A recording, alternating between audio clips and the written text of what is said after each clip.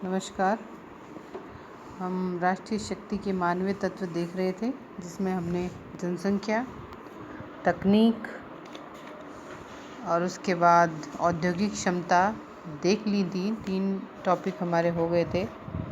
उसके बाद हम चौथे टॉपिक पे आए हैं, राष्ट्रीय चरित्र। राष्ट्रीय चरित्र राष्ट्रीय शक्ति का मानवीय तत्व है। प्रत्येक देश के निवासियों में कुछ विशिष्ट गुण, कुछ सामान्य गुण, अवगुण अवश्य पाए जाते हैं, जिन्हें सामूहिक रूप से राष्ट्रीय चरित्र कहा जाता है। किसी भी देश की राष्ट्रीय शक्ति का मूल्यांकन करते हुए राष्ट्रीय चरित्र को ध्यान में रखना पड़ता है। राष्ट्रीय चरित्र के कारण जर्मनी तथा पूर्व सोवियत संघ सैन्यीकरण पर आधारित विदेश नीतियां सरलता से अपना सकते हैं, लेकिन अमेरिका और ब्रिटेन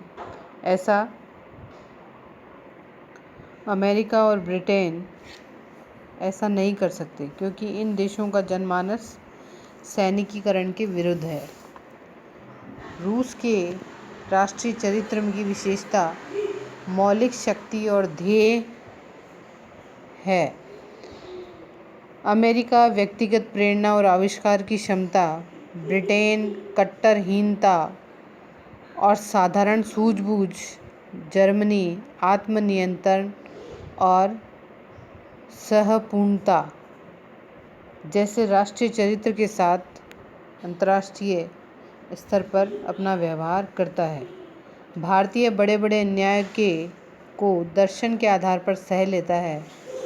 विषम परिस्थितियों से जूझने की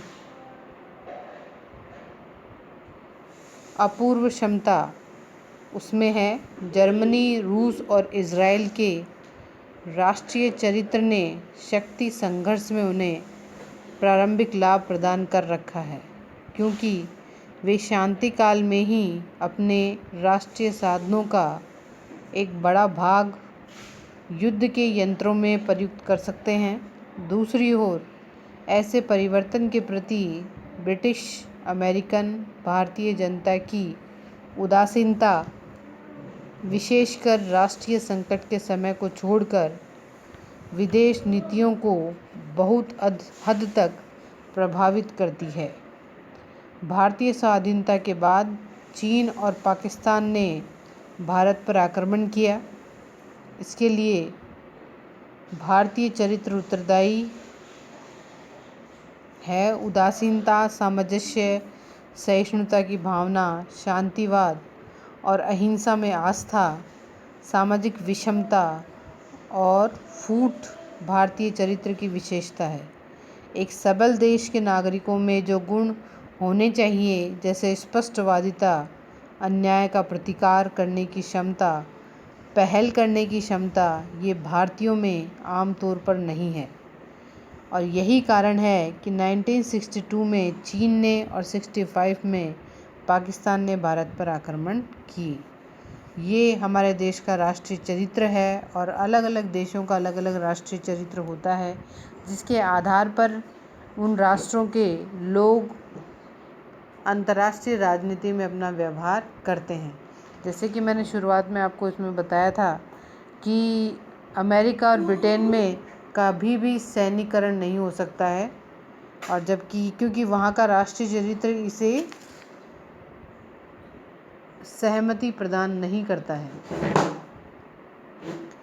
भारत जैसे देश में जहाँ अलग अलग विभिन्नता लिए वे दो लोग रहते हैं, और जैसा कि मैंने आपको बताया, हमारी जो उदासीनता है, शांतिवाद है, अहिंसा है, ये सामाजिक विषमताएं, उसके कारण जो इस प्रकार के राष्ट्रीय चरित्र का निर्माण हुआ है, उस राष्ट्रीय चरित्र में नागरिकों में जो गुण, स्पष्टवादिता, अन्याय का प्रतिकार करने की क्षमता होनी चाहिए, वैसी नहीं है।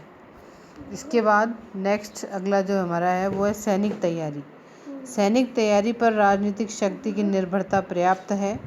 सैनिक तैयारी का अर्थ उस सैनिक संगठन की तैयारी से है जो कि विदेश नीति के पालन में सहारा प्रदान करने में सबल हो सके। सैनिक दृष्टि से किसी राष्ट्र की शक्ति, सैनिकों तथा शस्त्रों की संख्या तथा उनके सैन्य संगठन के विभिन्न अंगों के वितरण पर निर्भर करती है। एक राष्ट्र के पास युद्ध संबंधी नई तकनीक आविष्कारों की अच्छी समझ होने तथा उसके सैनिक नेतृत्व ने युद्ध की नई तकनीक से संबंधित व्यूह रचना और दांवपेच में विलक्षण गुण विद्यमान होने पर भी वह राष्ट्र सैनिक रूप से कमजोर हो सकता है यदि उसके पास ऐसा सैनिक संगठन न हो जो अपने संपूर्ण रूप में तथा विभिन्न अंगों की शक्ति की दृष्टि से राष्ट्र की आवश्यकता से ना तो कम है और ना ही अधिक है। राष्ट्रीय शक्ति की दृष्टि से शांति काल में भी राष्ट्रों के पास न केवल पर्याप्त सेना अपेक्षित है अपितु वे प्रशिक्षित और एकदम तैयारी की स्थिति में भी होने चाहिए। तो राष्ट्रीय शक्ति के लिए एक अन्य जो महत्वपूर्ण तत्व है वो है सैनिक तैयारी। फिर इसके बाद हम बात कर रहे हैं विचारधारा की, कि विचारधारा भी राष्ट्रीय शक्ति का तत्व है। राष्ट्रीय शक्ति के कुछ तत्व ऐसे हैं जिन्हें देखा जा सकता है और कुछ तत्व ऐसे हैं जिन्हें देखा नहीं जा सकता। देखे जाने वाले तत्व हैं भूगोल, जनसंख्या, स्थलाकृति, जलवायु, और नहीं देखे जाने वाले तत्व हैं नेतृत्व, मनोबल और विचारधारा। विचारधारा राष्ट्रीय शक्ति का प्रमुख तत्व है। 1991 तक संपूर्ण अंतर्राष्ट्रीय राजनीति विचारधारा के आधार पर ही लोकतांत्रिक और साम्यवादी गुटों में विभाजित थी। विचारधारा लोगों को जोड़ने में सीमेंट का कार्य करती है। विचारधारा लोगों में समर्पण की भावना पैदा करती है। विचारधारा समुदाय की भूमिका पर बल देती है और व्यक्ति की भूमिका को गौण मानती है। विचारधारा सरकार को अपने नागरिकों का समर्थन प्राप्त करने में मदद देती है। अंतर्राष्ट्रीय राजनीति में विदेश नीति निर्माता और उसे क्रियान्वित करने के लिए जिम्मेदार लोग अपने राजनीतिक कार्यों का सच्चा स्वरूप राजनीतिक विचारधारा के मुखौटे के पीछे छिपाने की कोशिश करते हैं। अमेरिकी राष्ट्रपति वुडरो विल्सन ने 14 सूत्रों ने प्रथम विश्व युद्ध में मित्र राष्ट्रों की विजय में महत्वपूर्ण योगदान दिया, पर वह स्वयं इसके सदस्य नहीं बने। इस प्रकार से ये जो हमने 3 विचारधाराएं देखी हैं, अभी विचारधारा का जो विषय है ये और बड़ा है, तो इसके बाद अगला जो हम शुरू करेंगे वो विचारधारा ही शुरू करेंगे। तो अभी आज हमने पढ़ा है राष्ट्रीय चरित्र, सैनिक तैयारी और विचारधारा। ये तीनों राष्ट्रीय शक्ति के महत्वपूर्ण तत्व हैं और इन महत्वपूर्ण तत्वों में हमें राष्ट्रीय शक्ति को विकसित करने की संभावनाएं नज़र आती हैं।